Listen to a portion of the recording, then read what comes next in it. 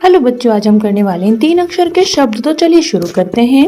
फ ल क फलक, प ल क पलक, ल ट क लटक, ध ड़ क धड़क, न क ल नकल, म ट क मटक, ह ल क हलक, ग ल त गलत, त ख त तखत।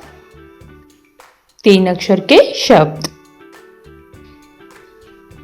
क ल म कलम, म द न मदन, ग ग न गगन, न म क नमक, स ब क सबक, प व न पवन, च म क चमक, ब द न बदन, प ट क पटक, श ह र शहर, श ह द शहद, झ ग ड़ झगड़।